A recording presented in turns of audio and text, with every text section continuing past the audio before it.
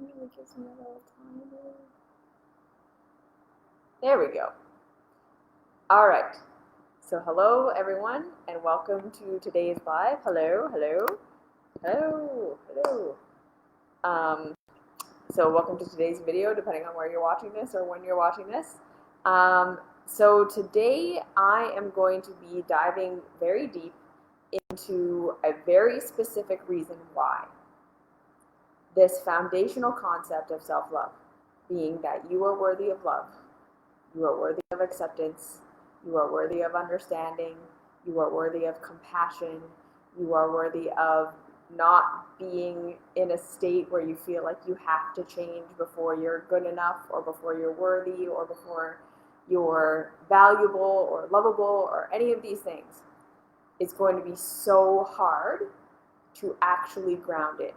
Okay, and I'm also going to be talking about why developing that self that can have compassion for you, right? Like that higher reasoning, that higher voice, that higher self that can have compassion for you when you're in that state of feeling deep self-rejection or fear or anxiety, or like you're not good enough and you have to change. And I want to really talk about how, like, why we get into that place where it feels like loving ourselves is impossible because we only feel like we're being completely taken over by that I'm not good enough, the kind of like child perspective, the trauma perspective, the inner critic perspective, that voice that is telling us that we are not good enough, that we are not okay, that we're not allowed to be who we are, that we're not allowed to be this way, that we have to change, that voice that's responding to the pain that we're in. And just that experience of any time someone like me comes on here and says, okay, when you're in pain or when you're struggling or when you're dealing with a self-sabotaging behavior or a coping mechanism, or you just get into that state when you're really beating yourself up and you're just feeling like you're messing your life up and you're making other people upset with you and people don't like you and there's something wrong with you and all of these things, how trying to shift into that state where we can say, I love myself, I'm here for me, I have compassion for me, I'm not wrong, I'm not bad. It can feel like either that's totally impossible, like that voice just isn't available. We cannot, there is no other voice. There's only the voice of shame and guilt, and I have to change and I have to be different and there's something wrong with me. Or, oh, there you go, okay. Or it can feel like, again, that voice just, we can't have compassion. Oh, the big thing is when we try to have compassion for ourselves, we try to be nice to ourselves, we try to have that voice that says, okay, this isn't my fault, there's nothing wrong with me, I don't need to change, I'm not broken. That nervous system first, right? Like the physical body reaction of like, no, that is horrible, that is wrong, I am horrible, I am evil, I shouldn't even exist. Like that, anytime we try to be nice to ourselves, it's almost like the inner critic, that inner voice that tells us that we are a waste of space, that we shouldn't even exist, that there's no point to us, that everything about us is bad. Like if we were to accept ourselves, if we were to be nice to ourselves, if we were to say that how I am is okay, that this would just be like the ultimate worst thing we could possibly do because we are the worst thing to ever happen to the planet, and like we are horrible and the whole body reacts and it's just like this huge trauma response. And this is what I want to talk about today, right? So like I say, I understand that when someone like me comes up here and says, okay, well, when you're in a state of shame or guilt or coping or self-sabotage or any of these things, just have compassion for yourself. You could, like I say, come back to me with the, I can't even find the voice to have compassion for me because it feels like the shame, guilt, terror voice is the only voice that exists. That's all of who I am. There is no other voice. And B, the, okay, I'm trying to be nice to myself. I'm trying to have compassion for myself. I'm trying to say that I'm worthy of love right now and I don't have to change and that's okay. But that makes me feel like I'm literally gonna die. Like there's like so much anxiety, so much story, so many voices in my head, or that one voice that's just screaming at me that I am like absolutely not okay. It is not okay if I stay this way. It is not okay. I'm going to stay in pain forever. I have to fix this. I have to change this. I have to change myself, I have to fix myself, I am horrible, here are all the reasons I'm horrible, here's all the experiences I have to back up the fact that I'm horrible, that if I stay this way, my life is going to be over, or I'm going to suffer forever, all of that stuff comes up. This is what I want to talk about today because it is so, so, so important. So now remember, I am not a PhD trained psychologist. This is me talking from my personal experience, from what I've read, from what I've researched, but please understand that I am not able to give medical advice. I'm not able to give psychological advice. This is me speaking from my personal experience. Try this on. See if this resonates with you. If it doesn't, leave it, right? I am not saying I am an ultimate authority. I am not saying this is how it is for everyone. I'm not saying what I'm going to say here is true for everyone. I'm just saying if this is true for you and you find it helpful, great. If you don't, if it's not, leave it, okay? Just really important that is how we always interact with my material, that I am not here to say that I am any kind of ultimate authority. I am not saying that I hold any kind of ultimate truth. I'm not saying that everything that I say applies to everybody or applies to anybody, really. I'm talking from my personal experience and from my research and from what I've learned interacting with other people and reading, but I'm not a trained professional. So just always defer to your own wisdom, always defer to your own understanding of yourself. And of course, if you're working with a professional or you need a professional, do that, right? This is not a substitute for therapy if you need one-on-one help, okay? So that's just what I'm going to say to get us started. And again, if this doesn't apply to you, this doesn't apply to you. Let it go, right? Like this, not everything is going to apply to everybody, and that's okay. All right. So I'm going to first talk a little bit of theory and what I think the whole picture is, and then I'm going to give you some step by step, because I feel like, again, learning how to develop the witness that can have compassion for us is a long process for a lot of us. And I'm going to tell you how I did that for myself, going from also being in a state where literally my trauma about myself was so bad that I also was pretty much raised to believe that I was a mistake, that I was the reason that everyone around me was suffering. I was the reason that everything was wrong with the world. There was nothing good or right about me. The rules for what got me accepted and got me rejected changed on a daily basis. I had no whatever. Plus I have, I think, a genetic something that makes my levels of cortisol, my stress hormone, higher than everyone else. So I have low dopamine. I have very low oxytocin. I have low all of these rest and digest feel good hormones, and have existed essentially in a state of elevated, like clinically diagnosable stress for almost my entire life. So my body and my brain has been being bathed in cortisol essentially for my entire life, more than the average person. So feeling like I'm in a state of panic all the time, which is kind of my normal. And then, like I say, just being raised Christian, being raised in a household that didn't understand my neurodiversity, being raised in a culture that didn't understand anything really about how I was essentially raised to believe that I was like the worst thing on the planet. And that was reinforced by everyone around me, essentially. That was reinforced by my religion, that was reinforced by everything, and plus I was physically ill, and all of these things. So I was just in pain a lot of the time, in a lot of pain a lot of the time. And when I would go for help, when I would ask for help, I would either get blamed or gaslit, or I would be told my pain didn't exist, or I was at fault for my pain, and my pain was causing other people's pain. And yes, you just test your hormones. Just ask them to test your cortisol. Ask them if you can get neurotransmitter tests. I've done that. And my point being that I understand what it's like to have such deep self-hate that to love yourself is actually causes a fear response. Okay? This is what I'm trying to say. The point of me kind of telling my story is to understand that I know what it's like to have that feeling of, if I love myself, I'm going to die.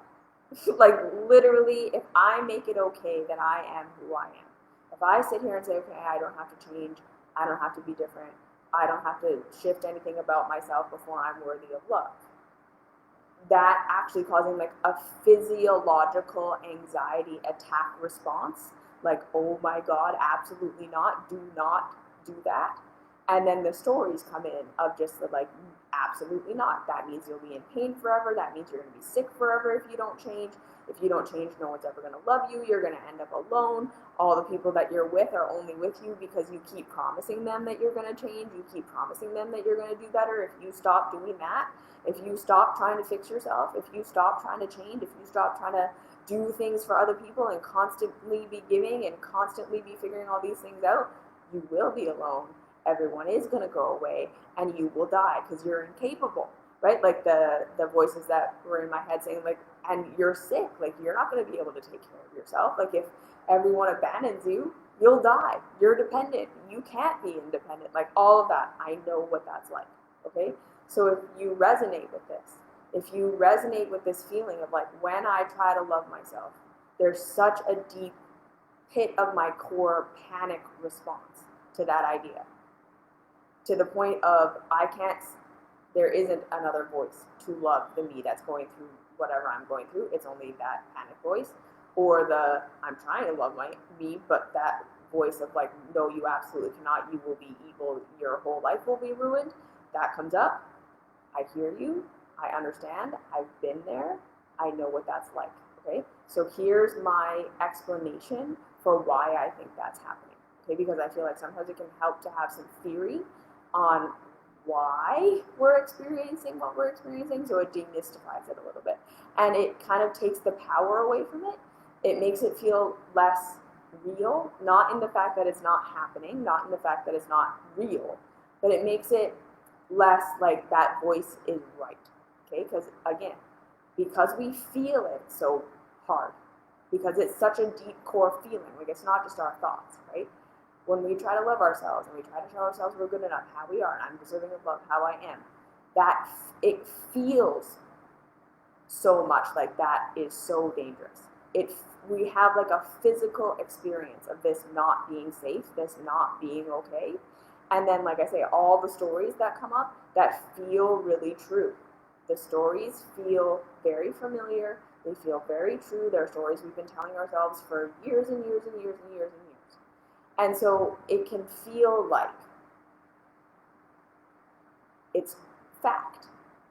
What my brain is telling me is fact. What my body is telling me is fact. There is no other reality. Maybe other people could love themselves. Maybe other people could be okay with who they are. But the truth is, based on my physical experience, based on my actual experience with other people and with my family and with friends and with the world, it is not okay for me to love who I am. I cannot, because I have evidence. How I feel, what I've experienced, I've been rejected. This is not possible. Okay? So I understand why all of this can feel so real. And where I want to talk to you about where this actually comes from. Okay, so again, do not click away from this, because I have said this before, but I hope that saying it in this context, it will land differently, okay? Because again, this is so key to understand, but we can hear all this stuff about childhood and the nervous system, but we're not connecting the dots of how it's affecting us right now, okay? And that's what I'm really wanting to do today. I want to connect the dots that it's like, yeah, you might have heard all this, like, you know, talking about the childhood trauma and talking about our nervous systems and all that stuff, but we're not connecting how it's affecting us right now. Because it can feel like, yeah, okay, I was traumatized and I was rejected and I had all these nervous system programs, that's great. But this thing where I can't love myself and my body reacts, and these stories that I have in my head about how evil I am, that isn't anything to do with that. That's real. Like, that's a real thing. And I want to say it's not real. It's actually a continuation of this childhood trauma that we're not connecting the dots on, okay? So again, remember, in our childhoods, we were fully and completely dependent upon our caregivers for absolutely everything. Okay? Their acceptance of us, their understanding us, their approving of us was the only way. Okay, listen to my words. Their understanding of us, their loving us, their approving of us, and then their providing for us was the only way we could get out of pain or get to pleasure. Okay? The only way. When we're in pain, I'm in pain, caregiver has to approve of me, understand me, and provide for me whatever it is that I need to get out of pain. I'm not in pain, I can figure out my pain, I can get out of pain. I'm in pain, I am dependent on someone outside of me, understanding me and loving me and getting me out of this pain. I have a desire for something. I want something. Yes? I'm searching for pleasure. I cannot get my own pleasure. I cannot understand what I want. I cannot understand how to get it. I need to be empathed by somebody else, understood by somebody else, provided for by somebody else, and then I get my pleasure. The one thing I have control over as a small child, for the whole time your nervous system is being programmed. So again, remember, what you learned in your childhood, you learned in your body. So remember how it feels in your body, like you're going to die, or very high pressure or anxiety when you try to love yourself? Because you did not learn what your mind is telling you intellectually, right? All the stories of why you're horrible and how you're horrible and why it's not okay to love you and all the things that are going to happen, that came second. You didn't learn this intellectually. You learned this physically, and then your mind came up with stories afterwards. So the first learning of this was in your body, in your emotions, in your visceral self. Okay? I'm in pain or I want pleasure. I learned inside my body, in my nervous system, that external love and approval, external understanding is the medium through which I get what I want or I'm rescued from pain. Okay, you learn that in your body. And then the next thing you learned, okay, the next pattern your brain started to recognize, your body started to recognize, was the one thing I have control over is my behavior. When I call out in this way, caregivers respond to me like this. When I do this action, caregivers respond to me like that. When I am like this, caregivers do this. When I am like that, caregivers do that. I don't have actual agency over understanding what my needs are and getting them met in real reality. I can't go, pain in my stomach, oh, this is hunger, I can go to the pantry, I can get food. That's not what was happening in your childhood. In your childhood, it was pain in my stomach, I cry out in this way, mom, dad, caregiver understands me and feeds me, pain goes away. I cry out in this way, mom and dad, caregiver don't feed me, pain continues. I'm stuck in pain now. So what did we learn? What did we program into our bodies? That my pain and my pleasure are dictated by someone else, and the only thing I have control over is my behavior that manipulates how I'm being responded to. Does that make sense? The only thing I have control over is my behavior, which then changes how I'm responded to by my caregivers, who are my source for everything.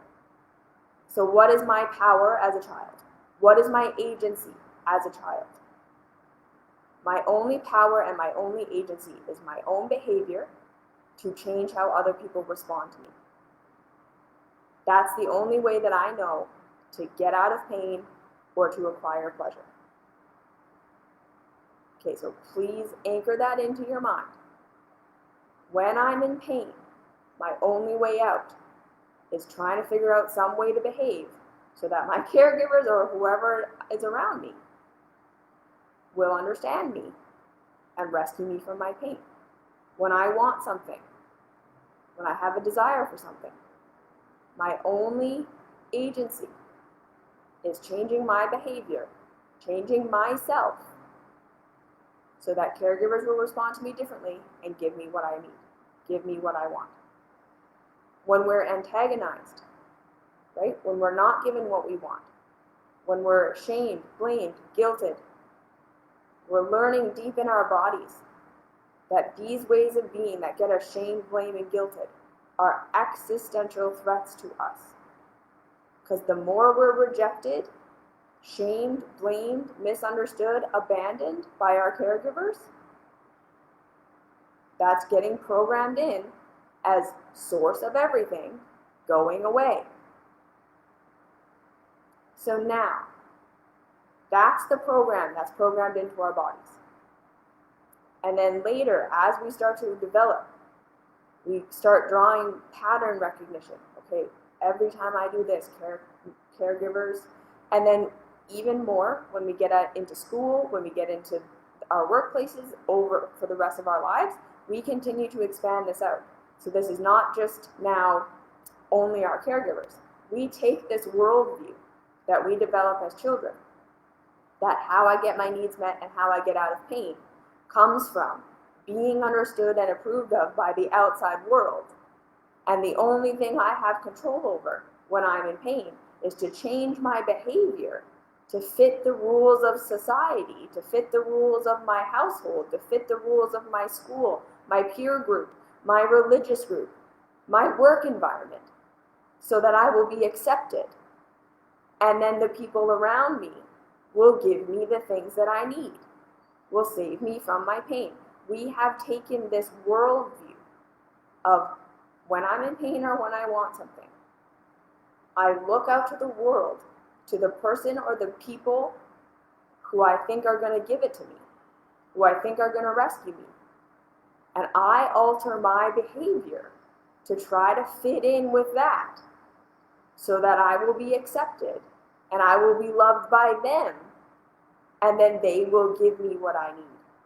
And most of us are totally unconscious that this is what we're doing because it's visceral patterns, but we never learned when I have pain, I can understand my own self. When I have a desire, I can learn to understand my own self and then figure out how to get my needs met in real reality. That's not how we're programmed. We're programmed, I'm in pain, I want something, it is up to the external world to love me and validate me and approve of me so that they will understand me and give me what I need. So it feels to us, deep in our core programs, that if we stay how and what we are right now, we will never have pleasure, we will never get out of pain. If we don't alter our behavior, this is what we learned in childhood. I'm being abandoned, I'm in pain, I'm not being rescued, I'm not being fixed, I'm not being given what I want, the pain that I'm in this pain because I'm not being understood, I'm not being loved, and therefore I'm not getting that response that I need. Okay, so when we feel that I'm going to love and accept myself for exactly who I am, when we are in that, I'm going to try to have compassion for who I am right now, and I don't need to change before I'm worthy of love. And we have that visceral body nervous system reaction and the mind that goes like, absolutely not, you will die if you do that. That is your nervous system saying to you, no, we're in pain. Our only agency in pain, our only agency when we're in pain is to change our behavior.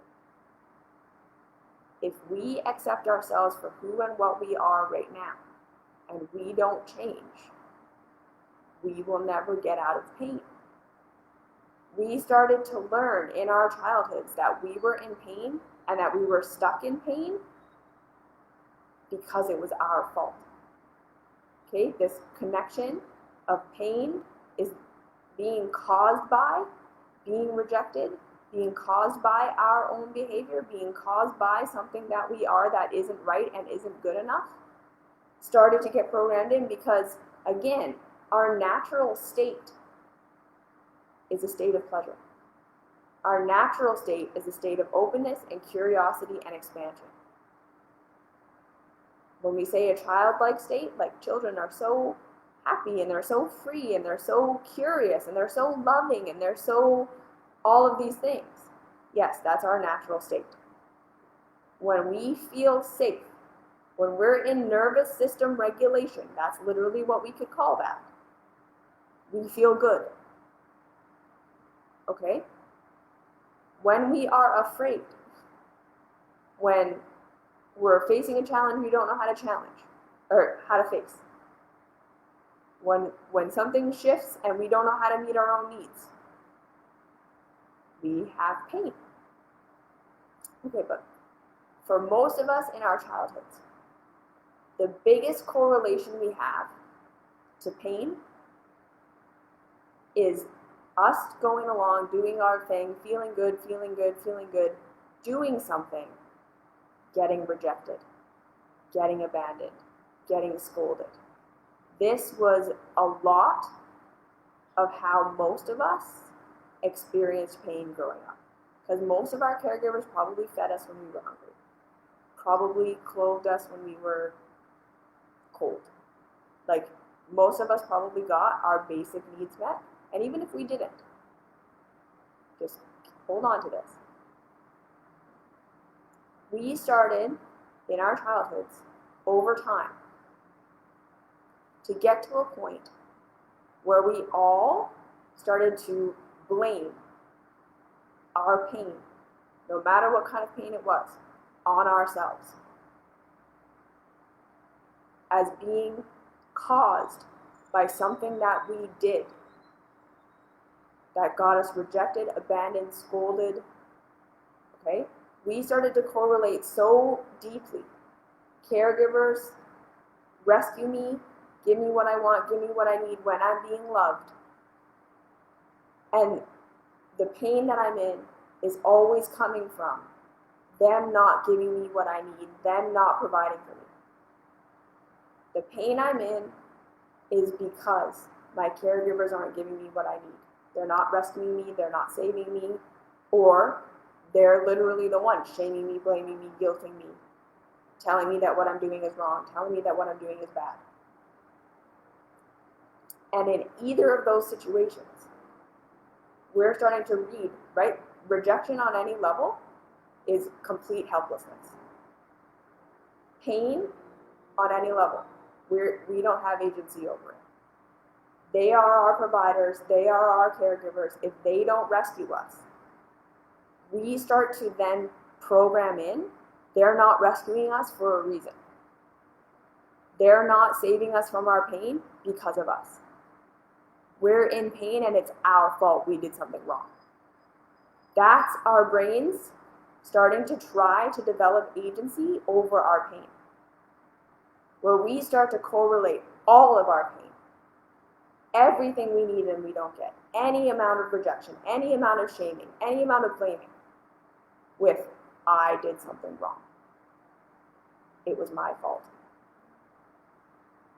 Because we are seeing our caregivers as perfect providers, the holders of everything, which may or may not have been true, right?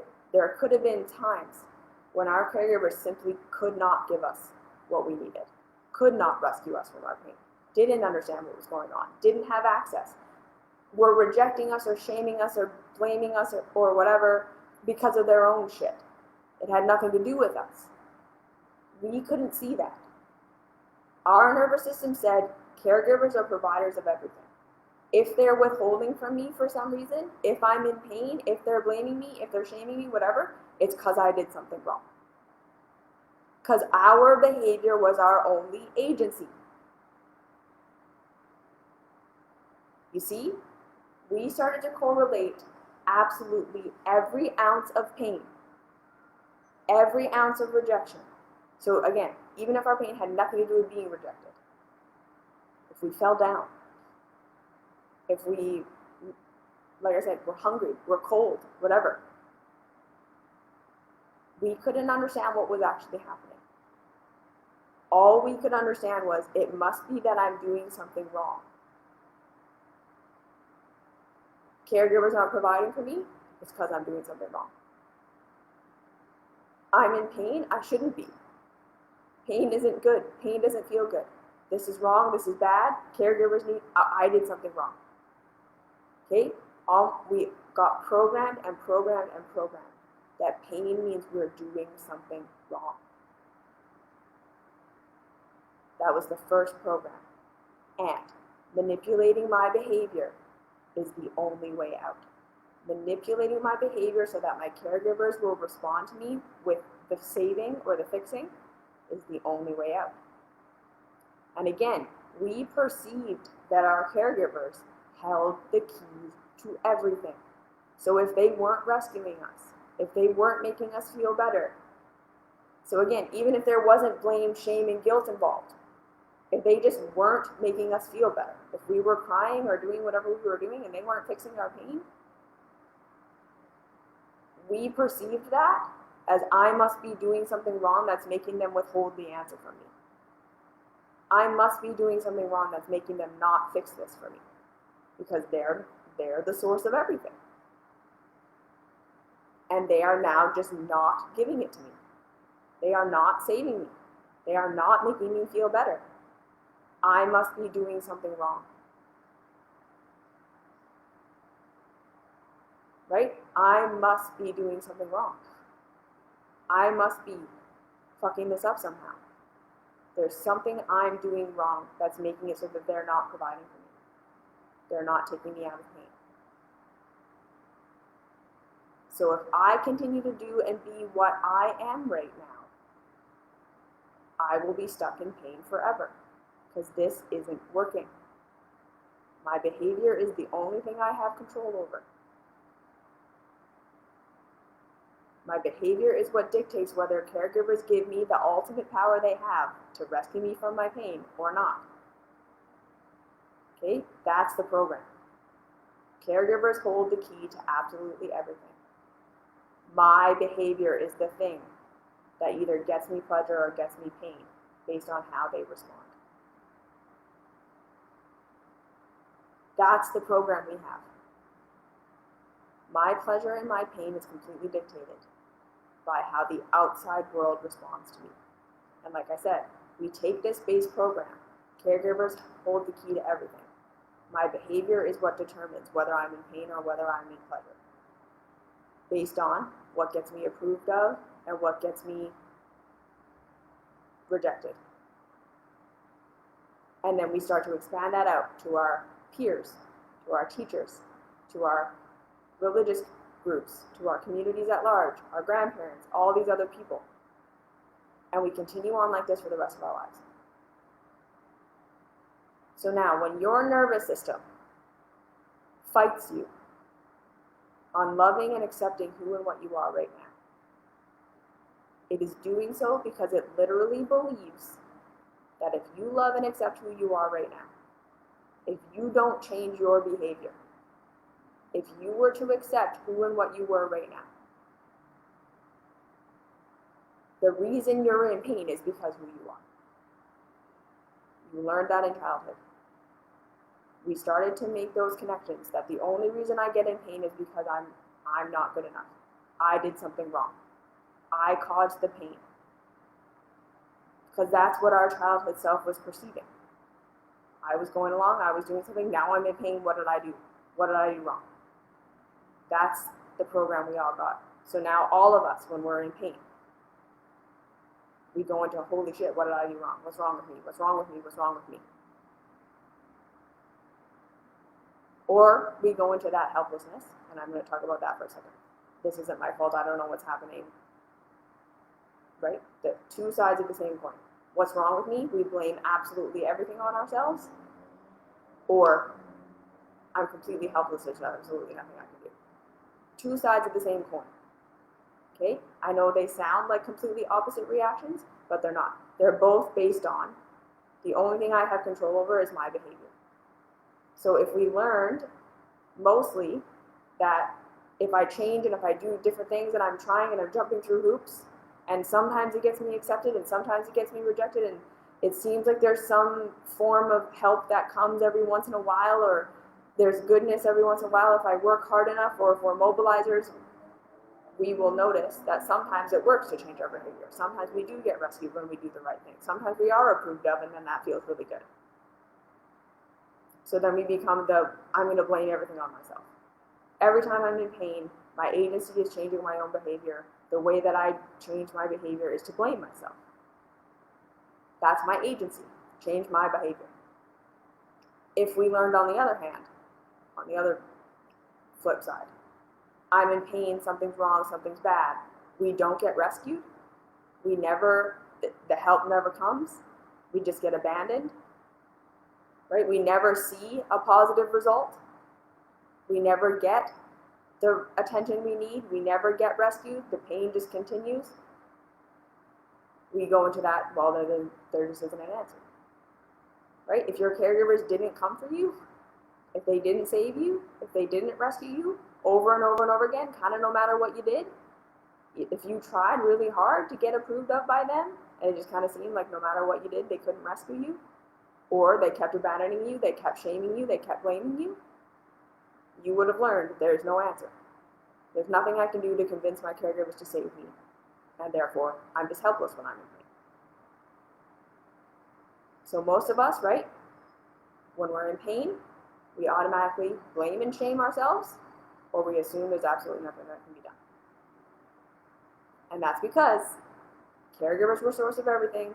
The only thing I have control over is my own behavior. If my behavior only sometimes helps to get me out of the pain, great.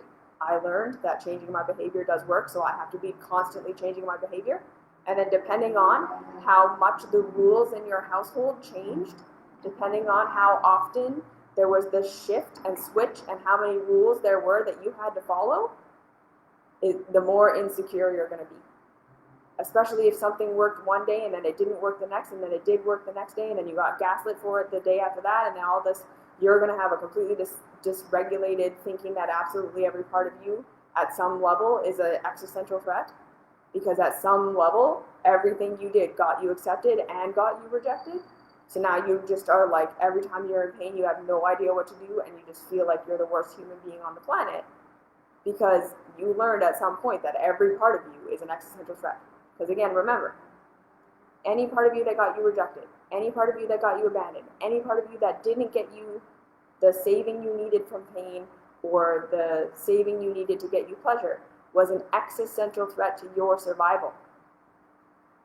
If what you were doing wasn't working, you were perceiving, I'm going to die. Okay?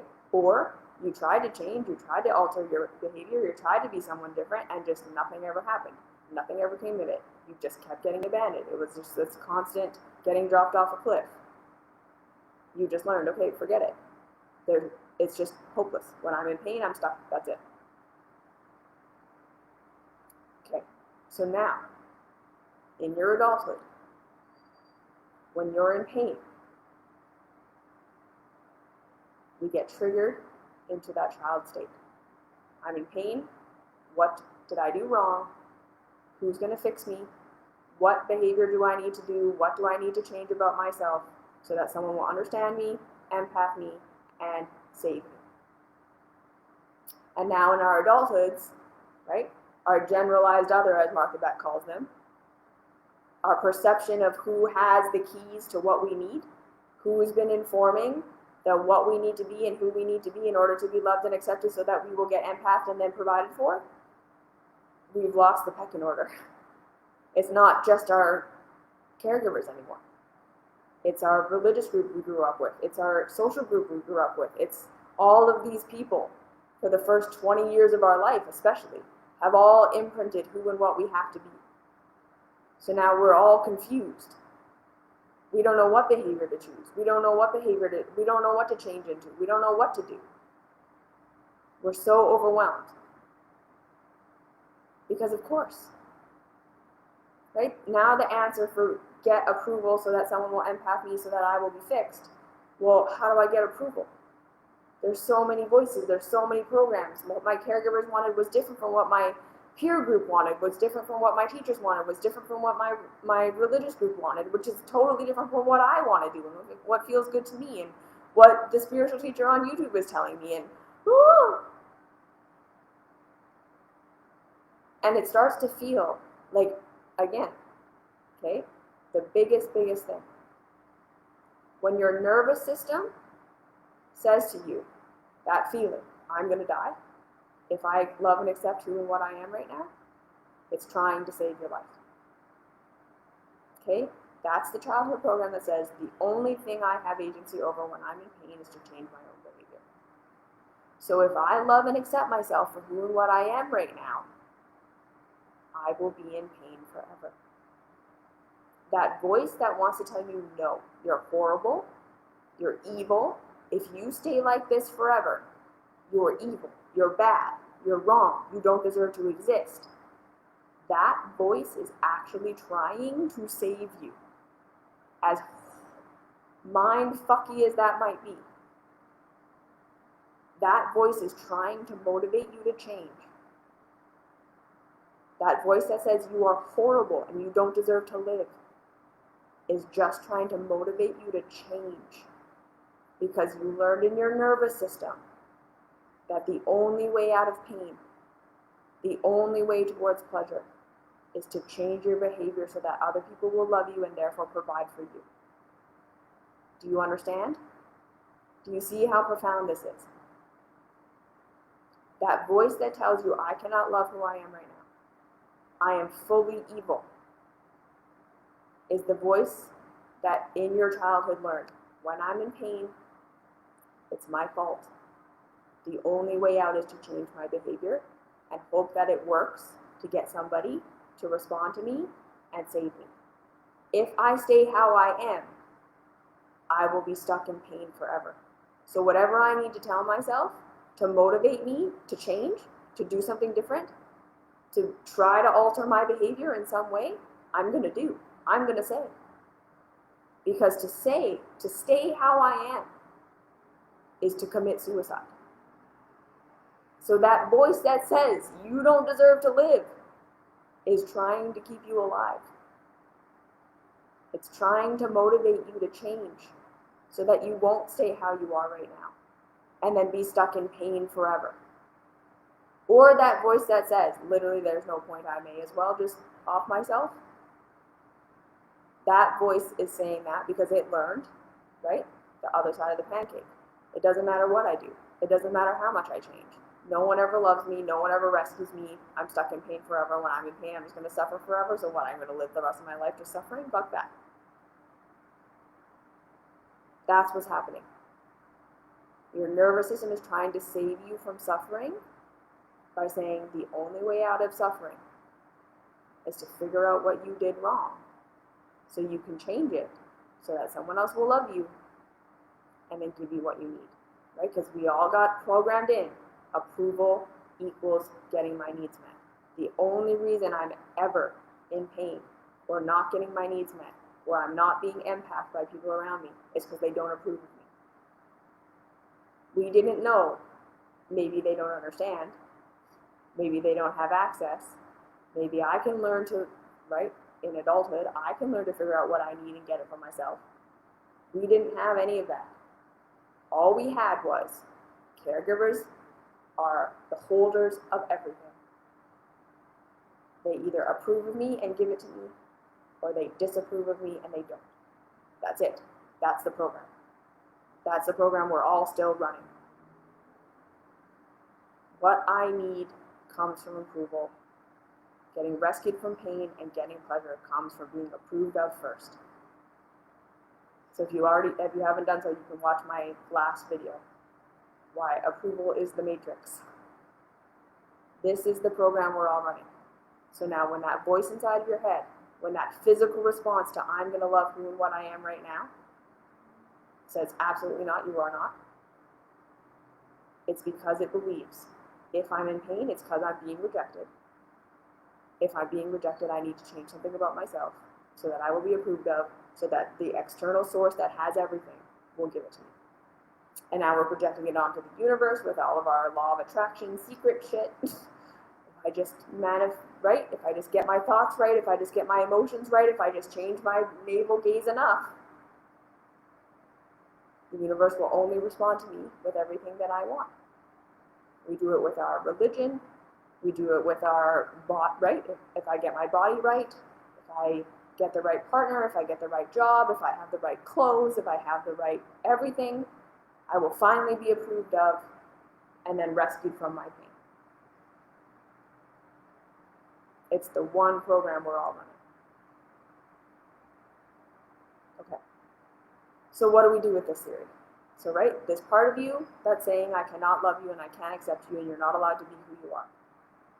This part of you that I can't even find a witness to love the part of me that's freaking out because my nervous system is freaking out so bad. The stories that tell me you're not worth anything. You're literally at the scum of the earth. You need to change all of these things. If you don't change these things, you're evil, you're wrong, you're bad, you're horrible, you don't deserve to live. What do we do? Okay, so here's what I did. First thing that I did was learning to develop the witness. So what this looked like for me, and I'm just going to tell you what I did.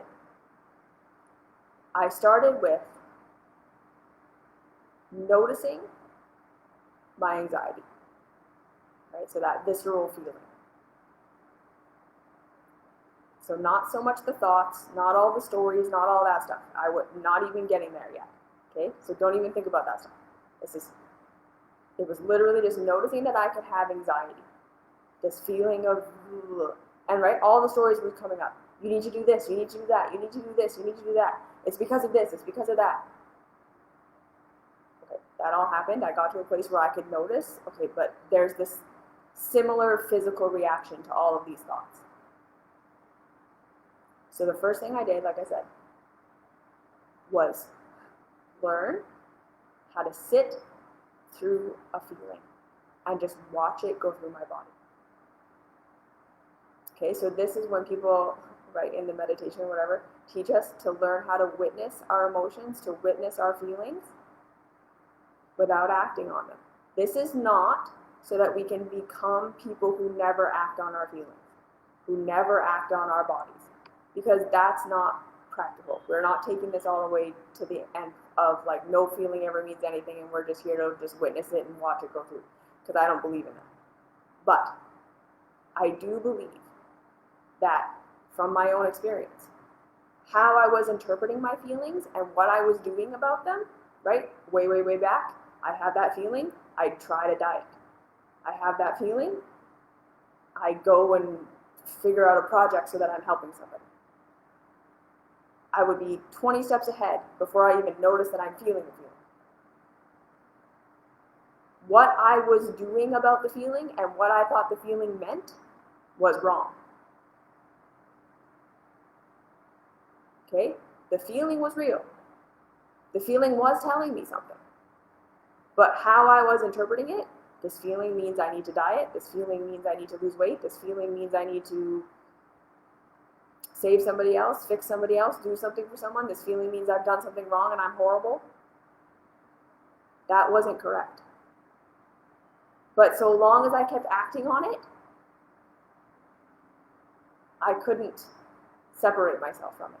I couldn't get close enough to it to be able to understand what it was actually trying to tell me, because I was just responding.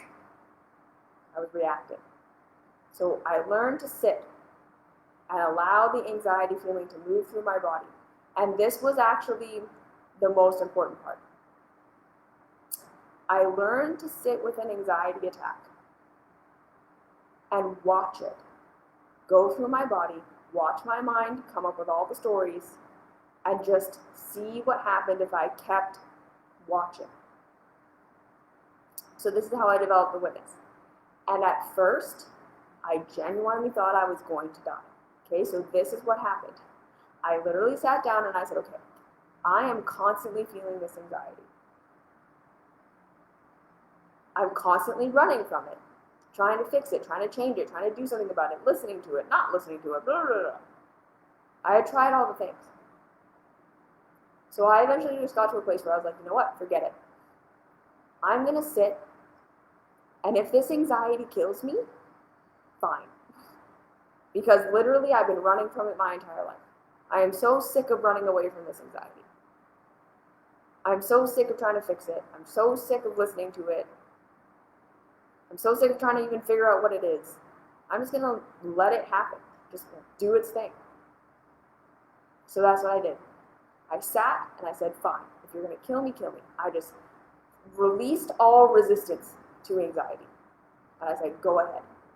And I felt it. And I literally thought my heart was going to stop. Absolutely. I was sure I was going to die. And then I just kept sitting and kept sitting and kept sitting. And eventually, it started to peak. And then it started to come down. And what happened in that moment was I jailbroke myself from something. Realizing that I could experience a feeling, do nothing about it, and that it would stop eventually, jailbroke me from the idea that my emotions were something I had to do something about all the time, and that they were going to kill me. That if I didn't act on them, something horrible would happen. I was like, oh, that's not actually true. I can literally have an anxiety attack, do nothing about it, and it will stop, and nothing happens. Because what I did afterwards, here's the really important key, was I oriented myself. So I had the anxiety attack, I had the panic, I watched it, it started to come down. And then I realized that in that moment, nothing terrible was actually happening. So again, usually when I had anxiety, and I'm having an anxiety attack, I'm telling myself all of these stories about what the anxiety means and what's going to happen if I don't act on it and why I'm feeling that way and all of these things. And it feels like all of those things are absolutely true and happening right here, right now, and then if I don't act on this anxiety, my world is crumbling. And what I started to realize is that was actually story 2. When I came into my present moment, so again, the orienting, I have a video on that, 4 steps for feeling overwhelmed and trigger. I have it on my YouTube channel, but if you're watching this on Facebook or in Instagram or on YouTube, the link will be in the description. Learning how to come back to my present moment. So like seeing where I actually was, what was actually happening in my moment. And this is so huge. To be able to actually be in your moment. Not what might even happen in 2 minutes or 5 minutes, or all the stories you're telling yourself that feel so true and real. But just, okay, I'm just sitting in my living room and literally I have food in the fridge. I have money in my bank account. I'm okay. I'm not going to die right now. Those 2 things. Developing the witness, so not trying to have compassion, not trying to have understanding, not trying to figure out where the anxiety was coming from or whatever. Step number 1. Step number 2, so just feeling it and seeing that nothing happened. I didn't die. I could feel a feeling, and a feeling wasn't going to kill me. And then number 2, seeing that all the stories that I was correlating with my anxiety, if I don't change, if I don't do, all these things are going to happen, and all that feeling really true, just being like, okay, but what's actually happening right now? Can I deal with what's happening right now? Because we might even be in a state where right now isn't amazing, isn't the greatest thing, isn't exactly what we want, has some challenge, has some scary stuff. But when we walk it back to like, okay, but what's actually happening? Like, what's my next thing in front of me? Can I just do my next thing? The answer is almost always yes. So not 2 steps ahead, not 5 steps ahead, not all the what ifs. And this requires so much practice to be able to just pull ourselves into what is happening right here, right now. And can I handle what's happening right here, right now? And that's how you start to develop that adult witness. when you can continue to show up in your actual moment and prove to yourself, okay, just this next step. Can I do the next step? Not thinking the step after that or what might happen or what's going to happen there. Just this next step. Can I do the next thing? And we do it and we say, yes, okay, I did that. I got through it on my own. I figured it out on my own. The next step I needed to take, I took it and I'm fine. Okay. You see? So we start to develop. I can witness a feeling, not die. I can pull myself back to the moment I'm actually in and just do the next thing in front of me. So those are the two things. You start to prove to yourself that a feeling won't kill you, that it might not mean what you think it means. And the second thing is you start to draw yourself out of storytelling. What might happen, what's going to happen, what is happening, whatever, into just what is my next step, what is actually happening around me, and can I handle that? Okay, that's how we start to prove to our nervous systems that we're not children anymore. We start to show ourselves, I can see what's happening, I can figure out my next step, I can take that step, I can learn from it, I can be okay, I don't die. Like literally that, over and over and over and over and over and over and over and over again. I can feel a feeling and not die. I can just watch it go through and I can be okay. I don't have to act on it. It'll come back again. It'll come back again a million times, but ultimately, it's just a feeling. I don't die. And then after the feeling, I bring myself back to just what is actually happening right now. I orient myself. What is actually happening in my present, not my stories. And this takes a lot of practice because a lot of us believe our stories so much. We have to keep asking ourselves, okay, but is that happening now? But is that happening now? But is that happening now? And if it is, till we get to what is actually happening right now. And then what do I do about what's happening right now? And then you do that, you see yourself through it, you prove to yourself that you can take a step and you can be okay. You keep showing yourself, I'm an adult. I'm an adult. It's just one step. It's just one thing. That's all being an adult is. It's not having all the answers, right? That what we projected onto our caregivers, they have all the answers, they know everything. So I'm a child until I know everything. No. Adulthood is simply, what's my next step? Can I take my next step? What's my next step? What happened? Even if the next step we do and we fail, and it's hard and it's scary, and it doesn't go how we thought it was going to go. If we learn from it, what happened? What went wrong there? We don't go blaming ourselves, shaming ourselves. The pain wasn't our fault. Just what did I learn? What happened there? What can I do with that? This is how we start to train ourselves that we're adults now. Okay? So now we're developing witness. Now we're developing adult perspective. What's my next step? Can I take it? What did I learn? That's the adult perspective. We keep doing that over and over and over again. We will keep reinforcing, okay, no, I'm not a child. I'm not stuck in that childhood where the only thing I had agency over was my behavior and how other people responded to me. I can figure things out on my own. I can do things on my own. And you're already doing so many things on your own. Your brain is just not correlating it in your nervous system that you're an adult, and that's what that means.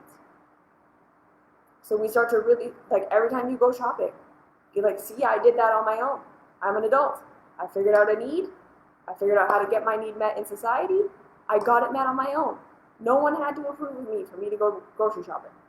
No one had to approve of me for me to do blah, blah, blah. I did that on my own because I'm okay. I'm an adult. Okay? Then the next thing, eventually, after all that, when I developed a good witness and a good capacity to come into my actual reality from my stories, I started to develop the compassionate witness. So again, this required kind of like ego-death experience. Where I sat there and I kept having this voice that was telling me how horrible I was, like what I was talking about, right? The anxiety that comes up when I feel like I did something wrong and I start blaming and shaming myself, or when I start to try to love myself, and that voice would come up and be like, you can't love you, you're horrible. You're terrible. If you love you, you're going to be rejected by everyone and you're going to die. You don't deserve to live. You don't deserve to be alive. You're horrible. There's nothing good about you. Don't you remember? You read the Bible. You're a sinner. You're inherently evil. So eventually I got to a place where I said, again, fine.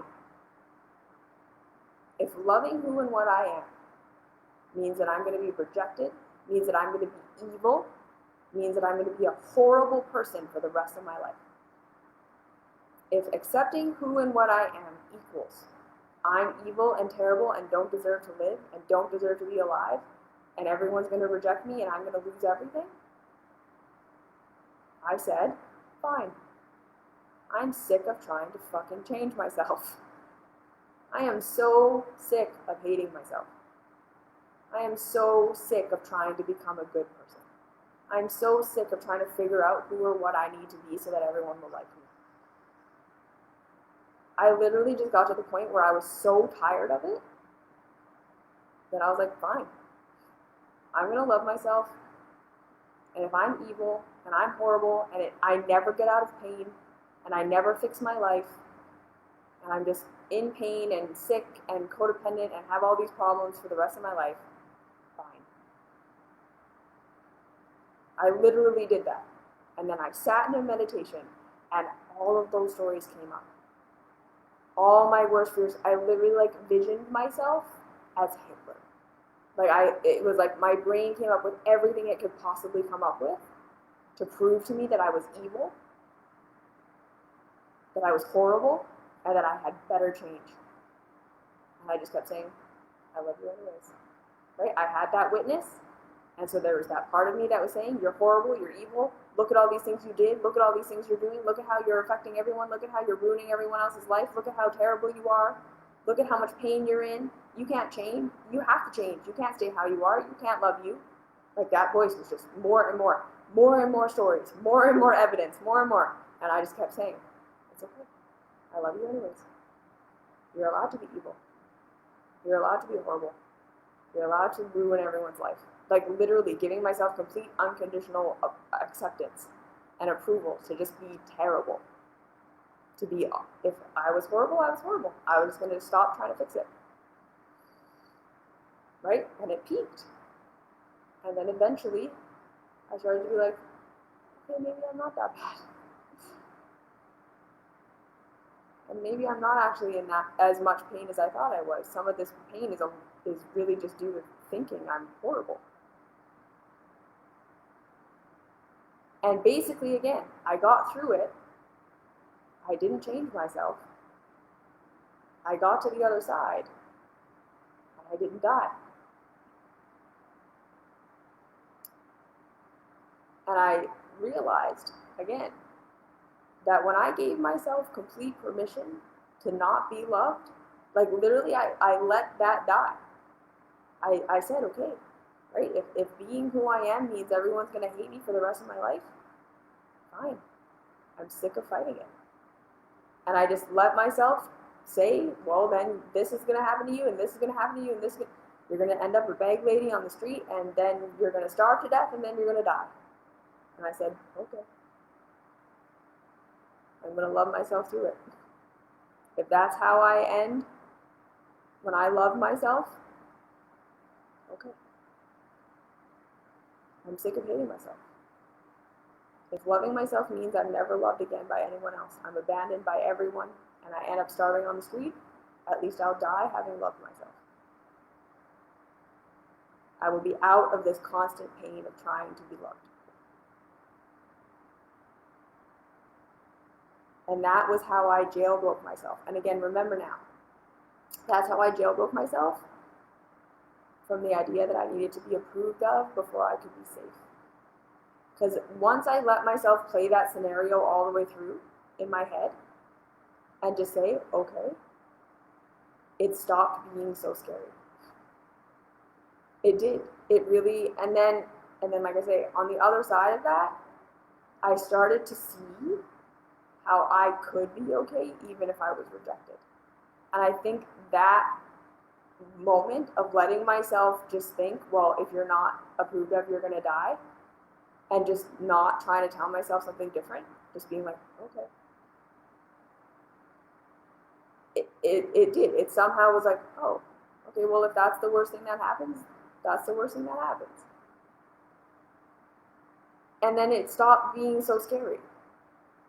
And then from then on, I could start to be like, okay, well, in this situation, if I get rejected, what am I actually going to lose here? Right? So when my nervous system would start to peak, like, oh, you're interacting with this person and it seems like they don't like you, and I wanted to start to panic, and I would be like, okay, well, wait, what's actually going to practically happen if they reject me?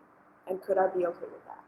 Right? And remember that I had already developed that adult perspective of like, okay, I can problem solve, I can figure things out on my own. And then I was starting to see too that like, well, if this person rejects me, I'll find someone else. Right? Again, it wasn't about becoming like completely independent, but it was about realizing that this is a huge world. And if one person rejects me, there's always someone else. Like it's I started to be able to have a broader perspective. Because that's what happens when you're not in a panic state. When I started to be able to draw myself in and bring myself out of the panic by witnessing the panic, going all the way through it, coming out the other side, seeing I didn't die, orienting to what was actually happening, seeing where my actual power was in the moment, I stopped being so anxious about everything all the time. I could actually be in a state of peace, relatively. And then in that place, that didn't always mean I was free and I didn't have pain and nothing needed to change. What happened was learning to love and accept myself for who and what I was meant that I stopped looking for my answer for how to fix my pain in a place it didn't exist. Because this is what we all need to realize as adults. Now, as adults, being approved of or being rejected almost never has anything to do with us actually getting what we want or getting out of pain. Now, as an adult, understanding why you're in pain and figuring out how to get that pain remedied in how reality works is the answer.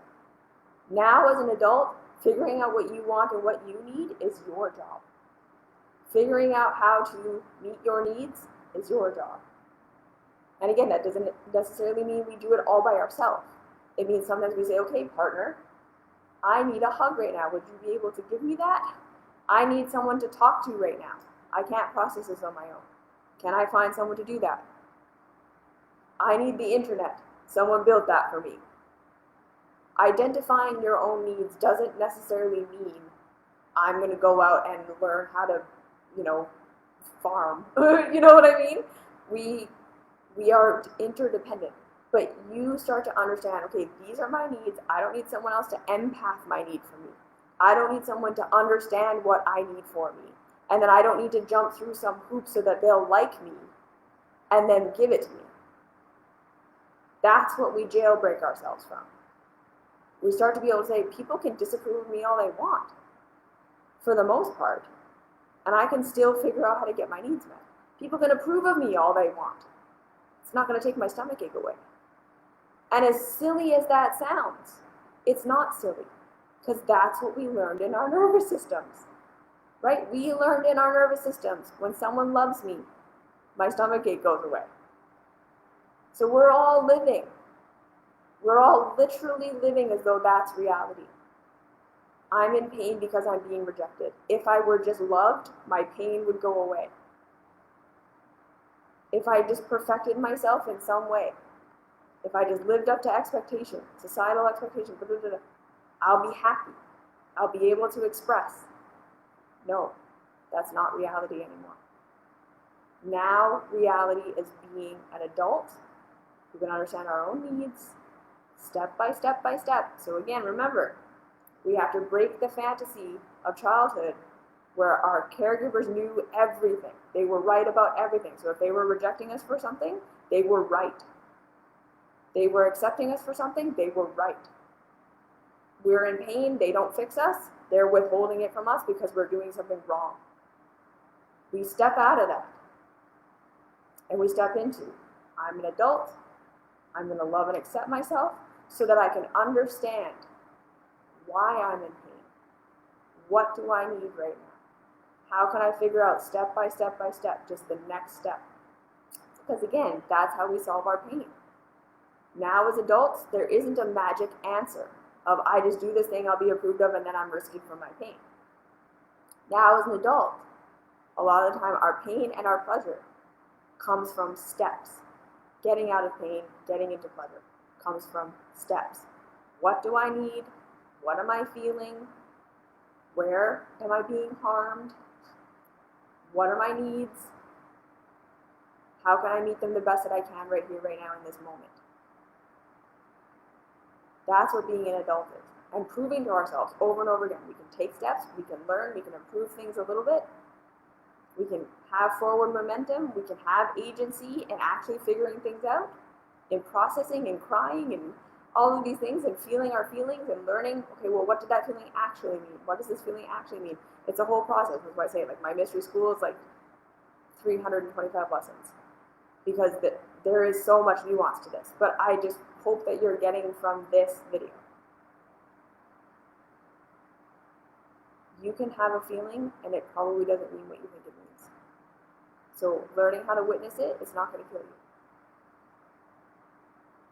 Learning how to orient to what's actually happening in your life right now, and then taking the next step in front of you and seeing that that's your agency, is how you develop the adult witness.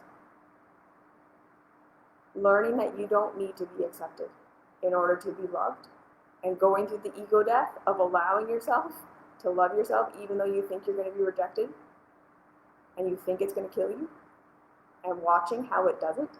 Like literally letting yourself be rejected by somebody. And instead of going down the rabbit trail of all the things you think might happen and all this stuff, being able to pull yourself to the moment and be like, I got rejected and I didn't die. I really actually didn't. I'm still alive. I'm still okay. I can still get groceries. I can still do what I need to do. Even when we're sort of dependent on others and they reject us, we can still say, but I'm still okay. I'm still alive. I'm still figuring it out. People can get mad at me and they will still do stuff for me. People can reject me and they'll still provide for me. We can start to see that we're not as trapped as we think we are. And then we can start to have compassion for who and what we actually are when we're in pain. And that shifts us from what's wrong with me that I'm in pain, and how do I fix myself so that I'm approved of and then I'm rescued, into what do I actually need? How can I support myself? Where am I not being supported? It's not that there's something wrong with me that needs to be fixed. It's, I'm not being supported the way I need to be supported, right? So this change of my behavior, when we're in pain, most of the time we do need to change our behavior. But we switch from trying to fix ourselves so we'll be liked, and trying to figure out how to get liked and how to get approved of so that we'll be rescued, which is not the answer anymore, to what's actually happening. Where am I not getting my needs met? Where am I being suppressed? Where am I being someone I don't want to be? Where am I doing things that don't align with me? We stop looking for what's wrong with ourselves, and we start looking for how to support ourselves. And that's when we start to actually understand what our feelings mean, what we actually want, why we're in pain, and how to get out of it. Your pain has nothing to do with you being broken and shitty. Your pain has nothing to do with you being accepted or rejected. We have to be able to switch into, what do I need? Where am I not getting my needs met? How am I not being supported? How am I being antagonized, even inside my own head? That's adult. So when we can love ourselves, even though we feel like we're going to be rejected, we jailbreak ourselves from this belief that acceptance equals out of pain. And then we can shift into the adult perspective, which again is not a thing. It's something that we work with over and over and over again. When we're in pain, we shift from what's wrong with me to what do I need? How can I support myself? Where am I not getting my needs met, and how do I get them met better? Where am I believing I have to be somebody I'm just not? You see? Okay. So, you can have a feeling and it won't kill you. You can learn to draw yourself into the present moment and empower yourself with just taking your next step over and over and over again, training your nervous system that you're an adult who has agency that has nothing to do with being accepted or rejected. Then we start to actually allow ourselves to face being rejected and seeing that we're okay. Seeing that that is no longer the source of everything. Other people are not the source of everything. Then we start to ask ourselves when we're in pain, not what's wrong with me? What did I do wrong? How do I fix it so that someone will love me? How do I blame it on this thing that's about me, that's getting me rejected? And we shift to, what do I need right now? How am I not being supported? How am I being antagonized? And that's how we start to untangle all of our conditioning of who we think we need to be and what we think we have to do. And it's a process, okay? So this isn't like a thing you do in a day. This was like, for me, like a 5-year process to even get to what is my conditioning. Okay, so I'm saying it all in a video, simple, but it's not, and it's super long. So just start with, can you feel a feeling for a little bit and just watch that you don't die? Can you start with bringing yourself into your moment and just taking your next step and seeing that your agency has nothing to do with whether or not you're accepted? Just start with that. Over and over and over and over and over and over and over again. And in a couple of years, you'll be able to develop the compassionate witness. So I hope that that was something. Your nervous system still fully believes that it is your behavior that causes other people to love you, and that's what gets you what you need and what you want. Proving to yourself that that's no longer the reality takes time and energy and patience, and that's why I say that self-love is work every day, like going to the gym. You can't just try and convince yourself mentally of it, because you learned it in your body. So all of these tools that I teach have to be done over and over and over and over and over again, right? A lot of people, okay, so what's the next step? So now what? I understand what you're saying. Now what's next? Now what's next? What's next is this over and over and over again, because you have to learn it in your body. Can you feel a feeling and watch that you don't die? Can you come into your present moment and watch that you can take a step and be empowered, and that's your power? Being an adult isn't knowing everything. And then eventually, can you ask yourself when you're in pain, not what's wrong with me, that I'm being rejected, and how do I get right? And you're not even going to think that. You're going to want to fix your body. You're going to want to fix your emotions. You're going to want to tell yourself you're horrible and all these things. That's because, again, in your body believes, I'm in pain. I need to be accepted in order to be rescued. I get acceptance by changing myself, and then I will be rescued. And then you start to say, nope, that's not how it works now. I can understand my own needs. I can start to learn what I want and what I need for myself. And it's going to be a long, slow process. You're not going to get answers right away. It's going to be really hard to identify what you want and what you need. Because it's slow. But that's how we start to shift out of this. Okay, so there's your 5-year process. I hope it helped. There's nothing wrong with you. It's not your fault that it's programmed in that you believe that acceptance equals everything, and you just keep thinking you need to fix and change yourself. And all the things you've been programmed that you need to become feel really real to you. But I'm going to tell you none of it's true. You don't have to be any of those things. You can get what you need and be who you want to be without being any of those things. And you'll prove it to yourself. One little bit at a time. But you got to be able to draw yourself into the present moment and out of your stories of what you think is going to happen. Because it's going to feel like I did the thing and now I'm rejected and now I'm going to die. And I did get rejected and all of these things. Yeah. And what's your next step? Can you take it? Are you okay? Yes? Okay. You just keep doing that over and over. Okay. Thanks. Love you guys. Hi, Brooke. Hi, Samantha. All right. I'll see you in the next video. I hope that was helpful. Talk to you later.